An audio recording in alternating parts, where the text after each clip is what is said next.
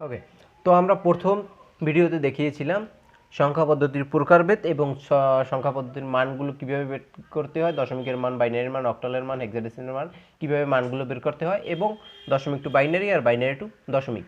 দ্বিতীয় ভিডিওতে আমরা দেখিয়েছি দশমিক টু অক্টাল, অক্টাল টু দশমিক, দশমিক টু হেক্সাডেসিমেল, হেক্সাডেসিমেল টু দশমিক। এরপরে তৃতীয় ভিডিওতে আমরা দেখিয়েছি binary two octal, octal two binary, binary two hexadecimal, hexadecimal two binary. তাহলে মোট 10টা নিয়ম আমাদের করানো হয়ে গেছে। এরপরে রয়েছে octal two hexadecimal, hexadecimal two octal. তাহলে তোমরা যারা তৃতীয় ভিডিওটি দেখোনি তারা এই চতুর্থ ভিডিওর কিচ্ছু বুঝবে না। তো চতুর্থ ভিডিও, এই ভিডিও দেখার আগে অবশ্যই তোমরা তৃতীয় ভিডিওটা দেখে আসবে, ঠিক আছে? তাহলে চলো আমরা আজকে দেখাবো octal two hexadecimal. Octal two, আমি সিম্পলিসিটি মেনটেন করার জন্য এখানে হেক্সাডেসিমেল লিখলাম না, শুধু হেক্সা লিখলাম, ঠিক আছে? তাহলে আমরা যে কোনো একটা অক্টাল সংখ্যা নিব। মনে করো 754 দশমিক তো এখানে 754.27, ঠিক আছে? অবশ্যই অক্টাল সংখ্যায় তো 8 আর 9 থাকতে পারবে না, 7-এর পরে 10, 8 আর 9 মিসিং। অক্টাল সংখ্যায় 8 আর 9 কোনো স্থান নেই, তাহলে অক্টাল যেতে হবে আমাদের হেক্সায়। ওকে, তো অক্টাল টু হেক্সা বা হেক্সা টু অক্টাল করার আগে একটা কথা বলে নিই আমরা। অক্টাল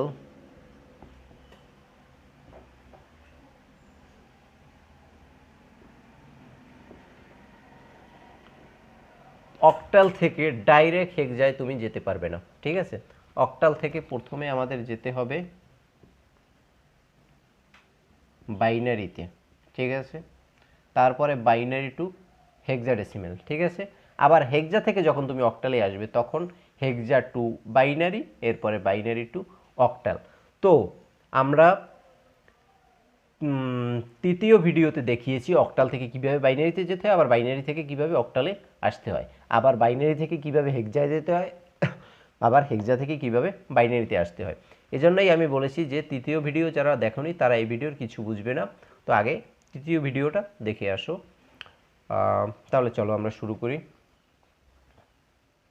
অবশ্যই তৃতীয় ভিডিওতে যে 4টা নিয়ম দেখিয়েছি সেই 4টা নিয়মের কম্বিনেশনেই এখন আমরা করব।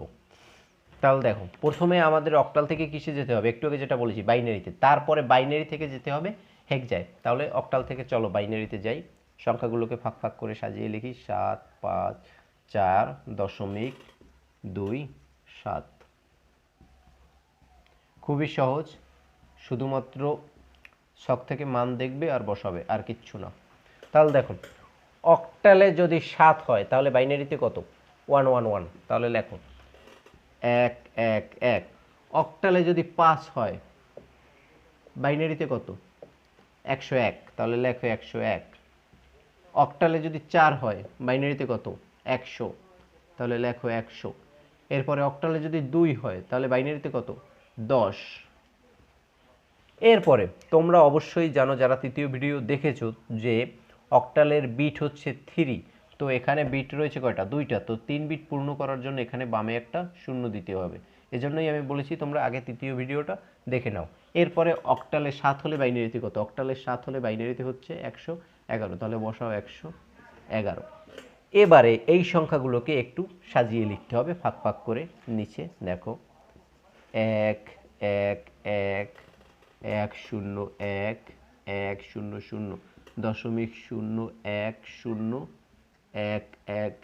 ওকে, এবার আমরা এটা পেয়েছি কি? বাইনারি মান। এই মানটা থেকে আমরা যাব কিসে? হেক্সাডেসিমেলে, ঠিক আছে? এবার আমরা বাইনারি টু হেক্সাডেসিমেল। ওকে, তাহলে বাইনারি টু হেক্সাডেসিমেল করতে হলে কি করেছিলাম আমরা, মনে আছে? 4 বিট করে নিয়েছিলাম। মনে করো আমরা তৃতীয় ভিডিওতে করেছিলাম বাইনারি টু হেক্সাডেসিমেল, যখন করেছিলাম 4 বিট করে। যেহেতু হেক্সার বিট 4, অক্টালের বিট 3, হেক্সার বিট 4, তাহলে 4 বিট করে দশমিকের এখান থেকে শুরু করতে হবে। এই 4টা সংখ্যা একটা বিটের মধ্যে, এরপরে এই 4টা সংখ্যা একটা বিটের মধ্যে। দেখো 1 2 3 4, এই 4টা 1 বিট, এই নিলাম। তারপরে 1 2 3 4, এই 4টা আর 1 বিট। ওকে, তারপরে 1 আছে। এখন 1 কি? 1 তো শুধুমাত্র একটা সংখ্যা। এরপর এখানে বিট পূরণ করার জন্য 3টা শূন্য দিতে হবে বামে। এই, যদিও মানের কোনো পরিবর্তন হয়নি, 1 একই রয়েছে। এবারে দেখো বাম পাশে ডান পাশে দশমিকের এই চারটা নিলাম, 0 1 0 1, ঠিক আছে। এরপরে রয়েছে দুইটা এক, তো দুইটা একে তো আর বিট পূরণ হয় না, দুইটা শূন্য দাও। তাহলে একটা জিনিস খেয়াল করো, দশমিকের বামে যদি বিট অপূর্ণ থাকে শূন্য যোগ করতে হবে বামে, দশমিকের ডানে যদি বিট অপূর্ণ থাকে শূন্য যোগ করতে হবে ডানে। এবারে চার্ট দেখে মান বসিয়ে দাও। একের মান তো এক, দশমিকেও এক, বাইনারিতেও এক, অক্টালেও এক, হেক্সাডেসিমেলেও এক, তো বাইনারিতে এক হলে হেক্সায় এক, তাহলে বসাও এক। তারপরেরটা রয়েছে 1 1 1 0, তিনটা 1 0, এই যে 1 1 1 0, 1 1 1 0 হলে হেক্সায় কত? ই 1 1 0 1 1 1 0 হেক্সায় ই, তাহলে বসাও ই। এই তারপরে আছে 1 1 0 0, 1 1 0 0 হেক্সায় কত? সি, বসাও সি। তারপরে 0 1 0 1 মানে 101, বামের শূন্য তার বেল নেই, বামের শূন্যর কোনো দাম নাই, তাহলে 101, এই যে 101, 101 হলে হেক্সাডেসিমেলে কত? বাইনারিতে 101 হেক্সায় কত? 5, তাহলে বসাও 5। এরপরে 1 1 0 0, এই যে 1 1 0 0 ছিলাম, পেয়েছি সি। দেখো 1 1 0 0 কত আছে? সি, তাহলে লেখো সি। এবারে এইটা হচ্ছে আমাদের হেক্সার মান, তাহলে হেক্সায় কত পেলাম আমরা? এবার রেজাল্ট লিখি আমরা, 754.27 এখানে আসে কত? 1 ই সি দশমিক 5 সি, 1 ই সি দশমিক 5 সি গেল অক্টাল টু হেক্সাডেসিমেল। তো বুঝতে পারলে কিভাবে করতে হবে, প্রথমে অক্টাল থেকে বাইনারিতে যেতে হবে, এরপরে সেই সংখ্যাগুলোকে, যে বাইনারি সংখ্যা পেয়েছি সেই সংখ্যাগুলোকে সাজিয়ে লিখতে হবে, সেখান থেকে বাইনারি টু হেক্সাডেসিমেল মানে সংখ্যাগুলো সাজিয়ে নাও, 4 বিট করে নাও। প্রথমে অক্টাল থেকে বাইনারিতে যাও 3 বিট করে, তারপরে সংখ্যাগুলোকে সাজিয়ে বাইনারি টু হেক্সায় যাও 4 বিট করে, দ্যাটস ইট। তো এখানে আমি কি করবো, আর একটা দেখাবো, যদিও আর একটা দেখানোর প্রয়োজন নেই এখানে, তারপর আমি আর একটা দেখিয়ে দিচ্ছি। সবই যখন দুইটা দুইটা করে দেখিয়েছি, এটাও দুইটাই দেখাই।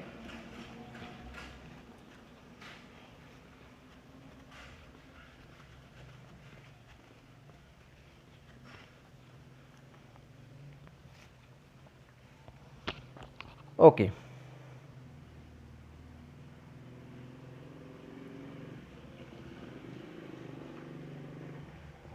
তাহলে দেখো আমরা একটা অক্টাল সংখ্যা নেই, 1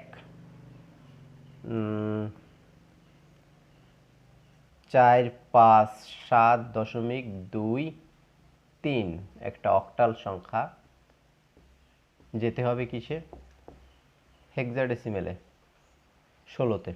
তাহলে প্রথমে কি করতে হবে, অক্টাল টু বাইনারি, যেহেতু অক্টাল থেকে ডিরেক্টলি হেক্সায় যাওয়ার কোনো নিয়ম নেই, তাহলে প্রথমে নাও 4 5 7.23, 4 5 7.23, তাহলে অক্টাল আর বাইনারির মধ্যে এখানে হিসাব নিকাশ। তাহলে অক্টালে যদি 4 হয়, বাইনারিতে কত? অক্টালে 4, বাইনারিতে 100, তাহলে লেখো 100। অক্টালে 5 হলে বাইনারিতে কত? অবশ্যই 101, দেখো অক্টালে 5, বাইনারিতে 101। অক্টালে 7 হলে বাইনারিতে কত? 111, এই যে 111, অক্টালে 7, বাইনারিতে 111, তাহলে বসাও 111। ওকে। অক্টালে 2 হলে বাইনারিতে কত? অক্টালে 2 হলে বাইনারিতে 10, 10 বিট পূরণ করার জন্য কি করতে হবে মনে আছে? বামে একটা শূন্য। অক্টাল 3 হলে বাইনারিতে কত? 11, এই 11 বিট পূরণ করার জন্য কি করতে হবে? বামে একটা শূন্য। এই শূন্যটার কোনো ভ্যালু নেই, কিন্তু এই শূন্যটার কিন্তু ভ্যালু আছে, যেহেতু এই শূন্যটা মাঝে বসে গেছে। ওকে, তাহলে এবার সংখ্যাগুলোকে আমরা সাজিয়ে লিখি, 1 0 0 1 0 1 1 1 1.0 1 0 0 1 ঠিক আছে। তাহলে আমরা পেলাম অক্টাল টু বাইনারি। এবার এই বাইনারির থেকে যেতে হবে কিসে?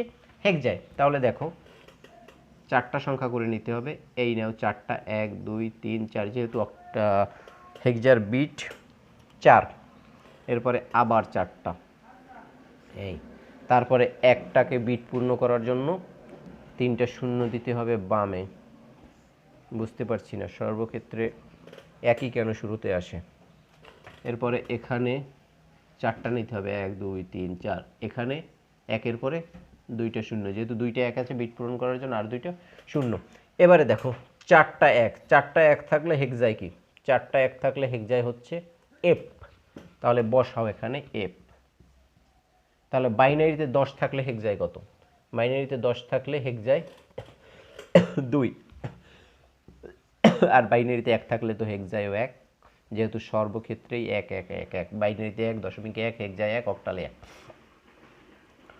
ওকে, তাহলে 100 থাকলে হেক্সাডেসিমেলে কত, বাইনারিতে 100, হেক্সাডেসিমেলে 4, তাহলে বসাও 4। 1100 থাকলে বাইনারিতে কত, 1100, 1100 থাকলে বাইনারিতে 1100 থাকলে হেক্সাডেসিমেলে সি, তাহলে লেখো সি। ওকে, তাহলে দেখা গেল রেজাল্টটা আমরা লিখি, কি আসবে, 457.23। ওকে, 8 ইজ ইকুয়াল 1 2 5 4 6। ওকে, তাহলে প্রথমে তোমরা অক্টাল থেকে বাইনারিতে যাবে, বাইনারি থেকে হেক্সায় যাবে, ঠিক আছে। অক্টাল থেকে যখন বাইনারিতে যাবে তখন 3 বিট করে নেবে, এরপরে বাইনারি থেকে যখন হেক্সায় যাবে তখন 4 বিট করে নেবে, যেহেতু অক্টালের বিট 3 আর হেক্সার বিট 4। তাহলে অক্টাল টু হেক্সা কমপ্লিট। এবারে আমরা দেখাবো হেক্সা টু অক্টাল।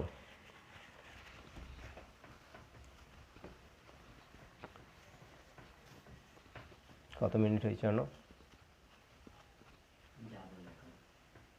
22। ওকে, তাহলে এবারে আমরা দেখাবো হেক্সা টু অক্টাল। আর বাইনারি সংখ্যাকে কিন্তু শুধুমাত্র ডেসিমেলও বলা হয়, হেক্সাডেসিমেল আর দশমিকটাকে বলা হয় শুধুমাত্র ডেসিমেল। ওকে, হেক্সা টু কি করব আমরা, অক্টাল। ওকে, তাহলে কোনো একটা অক্টাল সংখ্যা নিয়ে নাও,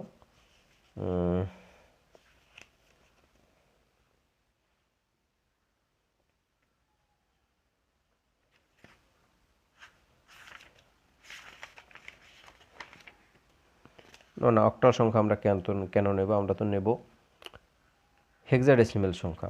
তাহলে হেক্সাডেসিমেল কত নিতে পারি আমরা, নাও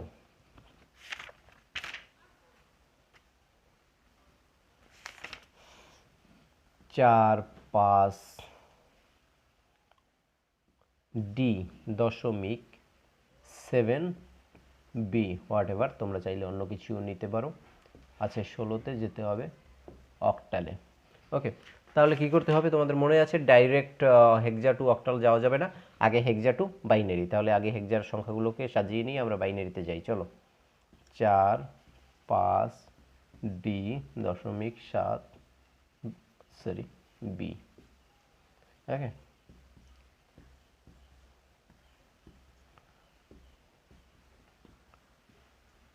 ওকে দেখো, তাহলে হেক্সাডেসিমেলে 4 থাকলে, যেহেতু আমরা হেক্সা থেকে বাইনারি, হেক্সা আর বাইনারির মধ্যে কানেকশন হবে, তাহলে হেক্সায় 4 থাকলে বাইনারিতে কত, হেক্সায় 4, বাইনারিতে কত, 100।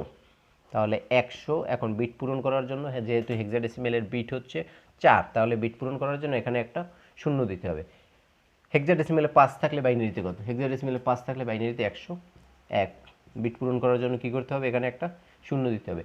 হেক্সায় ডি থাকলে বাইনারিতে কত, হেক্সায় ডি থাকলে বাইনারিতে হবে 1101, 1101।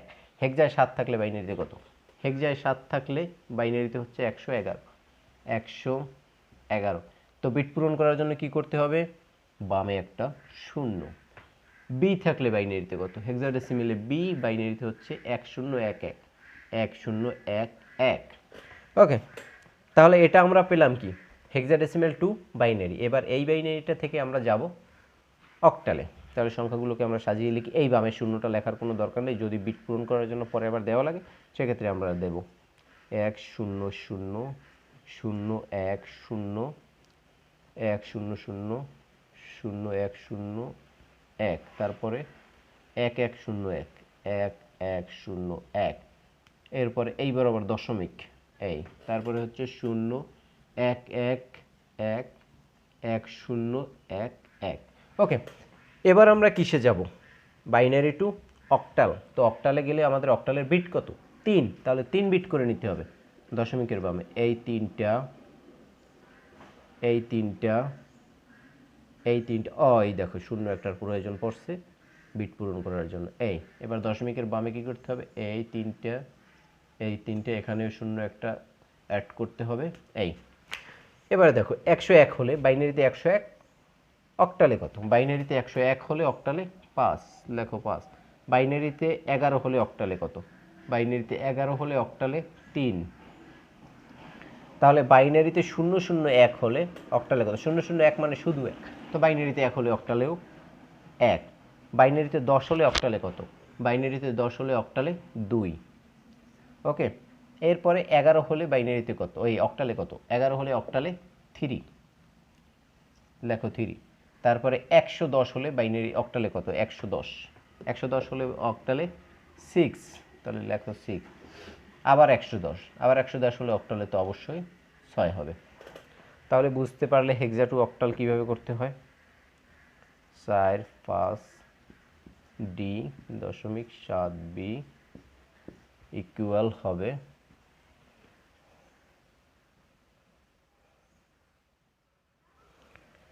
ইকুয়াল কি আসবে? 2 1 3 5 3 6 6, 2 1 3 5 দশমিক 3 6 6। তাহলে এটা কি হলো? কি হলো? হেক্সা টু অক্টাল। ওকে, তাহলে এটার আর দুইটা নিয়ম দেখাবো না, কারণ এই নিয়মের প্রায় 3-4টা অঙ্ক দেখানো হয়েছে, যার কারণে হেক্সা টু অক্টাল আর আমরা দুইটা দেখাবো না। এবারে আমরা যেটা দেখাবো সেটা হচ্ছে সর্বশেষ যে আর একটা নিয়ম ছিল। আমাদের 12টা নিয়ম কমপ্লিট হয়ে গেছে। এরপরে আর একটা নিয়ম ছিল, আমি বলেছি, যেটা হচ্ছে টু কমপ্লিমেন্টস, দুইয়ের পরিপূরক। তো দুইয়ের পরিপূরক কীভাবে করতে হয় তার একটা অঙ্ক আমরা দেখিয়ে শেষ করব।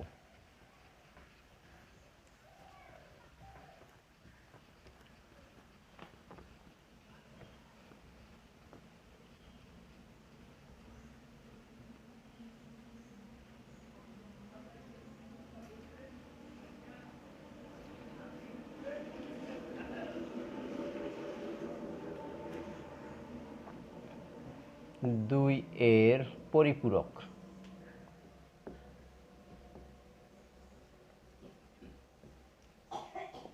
ওকে, প্রথমে দেখো দুইয়ের পরিপূরক কিভাবে করে।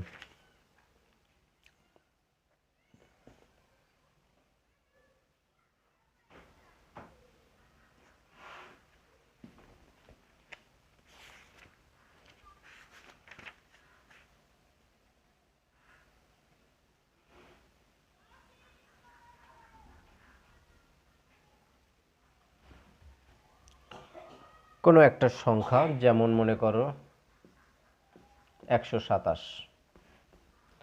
আমি একবারে করেই দেখাই। 127 আছে কিসে? দশমিকে মাইনাস করতে হবে 25 যেতে হবে, এটাও দশমিক করতে হবে দুইয়ের পরিপূরক পদ্ধতিতে। ঠিক আছে, এর মানটা বের করতে হবে দুইয়ের পরিপূরক পদ্ধতিতে। তাহলে প্রথমত আমাদের 127 আর 25-এর বাইনারি মানটা বের করতে হবে। ঠিক আছে, 127 আর 25-এর বাইনারি মান। তাহলে 127-এর বাইনারি মানটা আমরা বের করি, কিভাবে করেছিলাম মনে আছে তোমাদের? 2 দিয়ে ভাগ দাও, তাহলে কত হবে? 60 60 120, 63, 63 দুগুণে 126, অবশিষ্ট থাকবে 1। তারপর আবার 2, 31 দুগুণে 62, অবশিষ্ট থাকবে 1। আবার 2, 15 দুগুণে 30, অবশিষ্ট থাকবে 1। আবার 2, 7 দুগুণে 14, অবশিষ্ট থাকবে 1। আবার 2, 3 দুগুণে 6, অবশিষ্ট থাকবে 1। আবার 2, 1 গুণে 2, অবশিষ্ট থাকবে 1। আবার 2, 2 1-এর মধ্যে যায় না, 0, অবশিষ্ট থাকবে 1। ঠিক আছে, তাহলে আমরা 127-এর সমকক্ষ বাইনারি মান কি পেলাম, এটা আমরা নিচে লিখে রাখি। 127-এর সমকক্ষ বাইনারি মান পেলাম নিচ থেকে উপরে 1 1 1 1 1 1 1। সর্বনাশ করছে, সবগুলো 1। তিনটা তিনটা ছয়টা সাতটা এক, এক এক এক এক এক এক এক, 1 2 3 4 5 6 7, 1 2 3 4 5 6 7।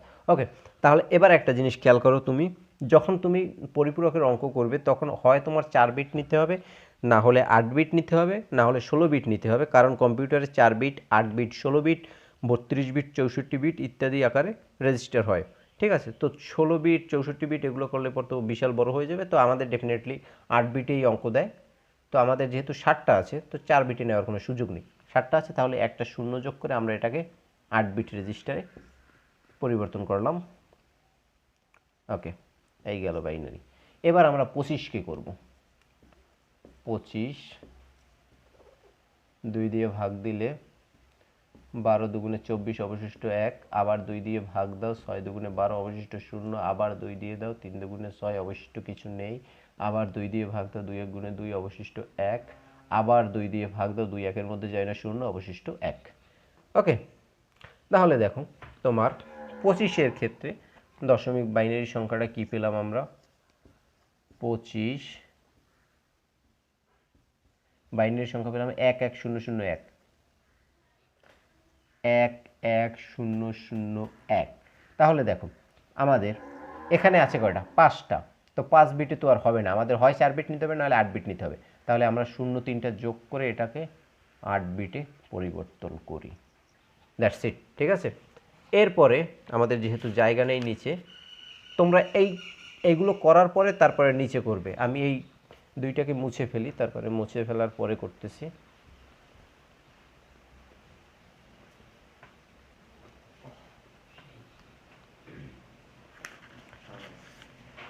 ওকে, এখানে 10 ছিল,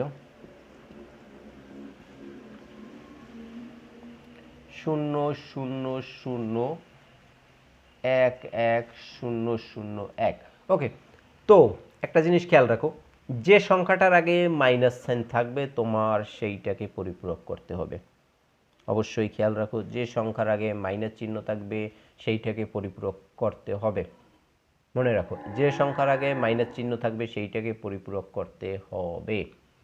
ক্লিয়ার? ওকে, তাহলে এবার আমরা পরিপূরক করি। প্রথমে 1-এর পরিপূরক, তারপর 2-এর পরিপূরক। 25-এর 1-এর পরিপূরক, 1-এর পরিপূরক, পরিপূরক 1-এর পরিপূরক কি হবে দেখো, এখানে যে শূন্য রয়েছে সেই শূন্যগুলো 1 হবে আর 1গুলো 0 হবে। তাহলে প্রথম 3টে শূন্য ছিল, হবে 3টা 1, এরপরে 2টে 1 ছিল, হবে 2টা 0, এরপরে 2টে শূন্য ছিল, হবে 2টা 1, এরপরে একটা শূন্য ছিল, হবে একটা একটা 1 ছিল, হবে একটা 0। ওকে, তাহলে এরপরে 2-এর পরিপূরক, 2-এর পরিপূরক, 2-এর পরিপূরক কীভাবে করবে? এই 1-এর পরিপূরক করে যে সংখ্যাটা পেয়েছো সেইটার সাথে 1 যোগ দিবে। ক্লিয়ার? তাহলে 1 আর 0 যোগ করলে 1 নামবে, হাতে থাকবে কি? কিছু থাকবে? কিছু থাকবে না। তাহলে বাকি যে সংখ্যাটা রয়েছে সেটাকে নামিয়ে দাও। 1 1 0 0 1 1 1। ক্লিয়ার? 8টা পেয়েছো, 3 এর 3 6 2 8। তাহলে এবার এই সংখ্যাটার সাথে এই সংখ্যাটা যোগ দিতে হবে। যোগটা একটু ভালো করে খেয়াল করবে, যেহেতু বাইনারি যোগ, সাধারণ আমরা অন্য সব যে যোগ করি তার সাথে মিলবে না। যোগটা ভালো করে খেয়াল করো। আমরা এই সংখ্যাটা আগে লিখি, বা এইটাই আগে লিখি, 0, তারপরে সব কয়টা 1 1 1 1 1 1 1, 3 এর 3 6টা, একটা 7টা। ওকে, তারপরে এই সংখ্যাটা নিচে লিখি, কি কি আছে? 3টে 1 2টে 0 3টে 1 1 1 1 2টে 0 3টা 1।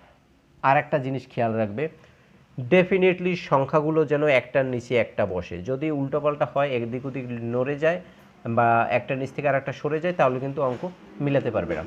তাহলে এবার খেয়াল করে একটা জিনিস, 1 আর 1, বাইনারিতে 1 প্লাস 1 ইজ ইকুয়াল 0, হাতে থাকবে 1। ঠিক আছে, বাইনারিতে 1 প্লাস 1 ইজ ইকুয়াল 0, হাতে থাকবে 1। তাহলে 1 আর 1 যদি যোগ করো তাহলে এখানে নামবে আমাদের 0, হাতে রয়েছে কি? 1। ঠিক আছে, এবার আবার 1 আর 1, তো 1 আর 1 যোগ করলে কত হবে আমাদের? 0। ঠিক আছে, কিন্তু ওদিকে আমাদের হাতের 1 কিন্তু আসতেছে, তাহলে এখানে যোগ হবে কয়টা 1? 3টে 1, 1 1 প্লাস হাতের 1, তাহলে 1 প্লাস 1 করলে কত আসবে? 0। এবার এই 0-র সাথে আর 1 যোগ করো, কত আসবে? 1। তাহলে 1 প্লাস 1 প্লাস 1 যদি তিনটে 1 যোগ করো, ঠিক আছে, সেক্ষেত্রে আসবে 1 আর হাতেও থাকবে 1। বুঝতে পারছো? যদি তিনটে 1 যোগ করো সেক্ষেত্রে 1 নামবে, আবার হাতে থাকবে 1। তাহলে এই যোগ করলো, তিনটে 1 নামাইলাম, একটা 1 নামলো আর হাতে রইল 1। তাহলে হাতের 1, আবার এখানে আসছে কয়টা 1? তিনটে 1। তাহলে তিনটে 1 নামলে হাতে থাকবে 1 আর হাত নামবে 1। তাহলে হাতে রইল 1 আর এই 1, তো 1 আর 1 2, দুইটা 1-এ কী হবে? দুইটা 1 যোগ করলে অবশ্যই 0, যেটা আমি প্রথমেই দেখিয়েছি। 1 প্লাস 1 ইজ ইকুয়াল 0, হাতে থাকবে 1। তাহলে হাতে 1 যেহেতু আছে, সেই 1 আর এই 1, তাহলে 1 আর 1 0, হাতে রয়েছে 1। হাতের 1 আর এই 1 যোগ করলে কী হবে? 0, হাতে রয়েছে 1। তাহলে হাতের 1 আর এইখানে দুইটা 1, তাহলে তিনটে 1 হলে কী হবে? একটা 1 নেমে যাবে আর হাতে থাকবে 1। হাতের 1, আবার এখানে দুইটা 1, তাহলে দুইটা 1 আর হাতের 1, ঠিক আছে। তাহলে তিনটে 1 হলে একটা 1 নেমে যাবে, হাতে থাকবে 1। তাহলে হাতের 1 আর এই 1, ঠিক আছে। তাহলে দুইটা 1, দুইটা 1 হলে 0 নামবে আর হাতে থাকবে হাতের 1টা এই পাশে। ওকে, আর একবার আমি বুঝাই।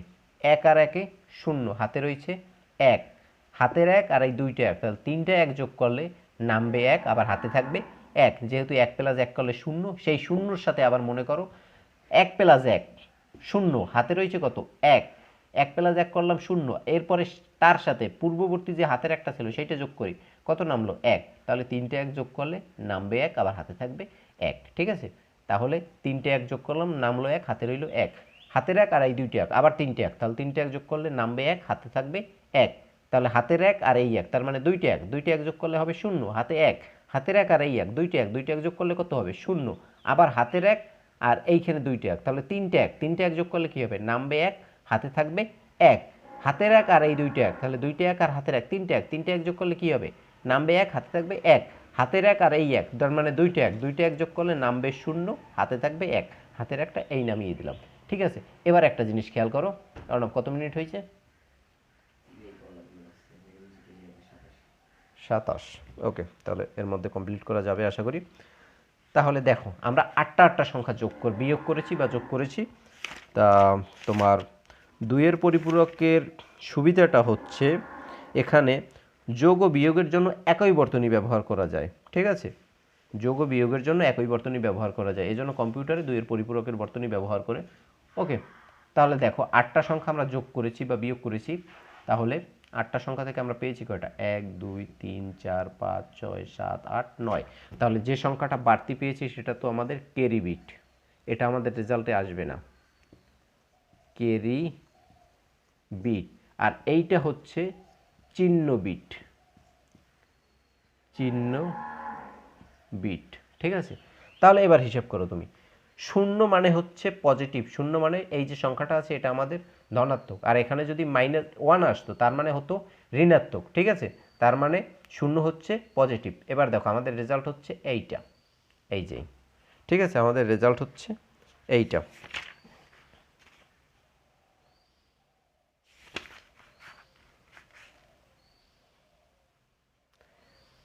ওকে, তুমি যদি 127 থেকে 25 বিয়োগ করো তাহলে কত হবে? 102।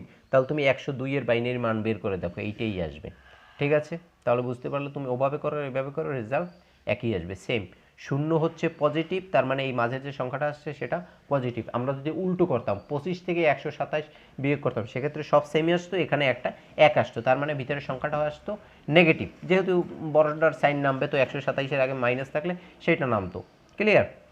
তাহলে 0 হচ্ছে চিহ্ন বিট, 0 থাকলে হবে মানে এই যে অষ্টম যে গড়টা, অষ্টম বিট যেটা, এটা হচ্ছে চিহ্ন বিট। এখানে 0 থাকলে হবে পজিটিভ আর 1 থাকলে হবে নেগেটিভ। এরপরে যদি সংখ্যা 9টা এসে যায় তাহলে বুঝতে হবে যে নবম যে বিটটা আছে সেটা হচ্ছে ক্যারি বিট, ঠিক আছে। আর 8 বিটে হয় কিন্তু 1 বাইট, ঠিক আছে।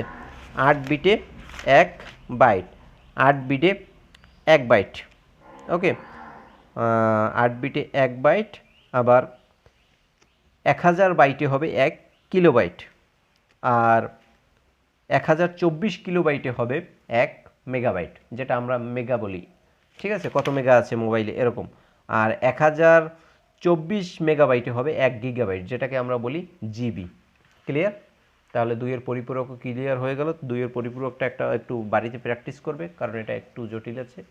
আর পরবর্তীতে আমরা যখন কোনো সৃজনশীল প্রশ্ন করাবো তখন 2-এর পরিপূরক আরও বিস্তারিতভাবে আলোচনা করা হবে, তখন আর 2-1টা করিয়ে দিলে সম্পূর্ণ ক্লিয়ার হয়ে যাবে। তাও তোমরা প্র্যাকটিস করবে, প্র্যাকটিসের কোনো বিকল্প নেই, যত প্র্যাকটিস করবে তত বিষয়গুলো তোমাদের কাছে আরও ক্লিয়ার হবে।